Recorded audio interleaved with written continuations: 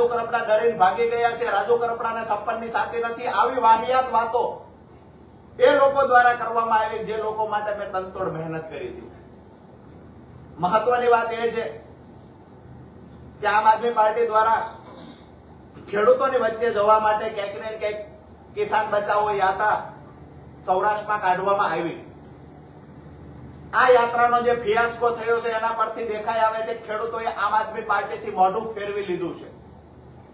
હું પણ એ પાર્ટી સાથે વર્ષો સુધી રહ્યો. વાસ્તવિકતા મેં પણ ખૂબ નજીકથી જાણી ખરેખર ખેડૂતોના નામે રાજનીતિ કેવી રીતે થઈ રહી છે, ખેડૂતોના નામે ક્યાંક ને ક્યાંક રાજકીય રોટલાઓ શેકાઈ રહ્યા છે. મહાભારતની અંદર કૃષ્ણએ કહ્યું છે કે સત્તા માટે થઈને પોતાના કોઈ જો અન્યાયનો રસ્તો અપનાવે, સત્તા માટે થઈને ખોટા રસ્તે જો પોતાના જઈ રહ્યા હોય તો એની સામે પણ લડવું જોઈએ. આવું મહાભારતમાં કૃષ્ણએ અર્જુનને કીધું છે. અને હું એવું માનું છું કે મારા ખેડૂતોના નામે જ્યારે કોઈ રાજનીતિ કરી રહ્યા હોય ત્યારે ખરેખર વાસ્તવિકતા ખેડૂતોની વચ્ચે લઈ જવી જોઈએ. કોઈ પણ પાર્ટી ભૂતકાળમાં પણ ખેડૂતોના નામે ઘણી વખત રાજકીય પાર્ટીઓએ રોટલા શેક્યા છે, મને એવું લાગે છે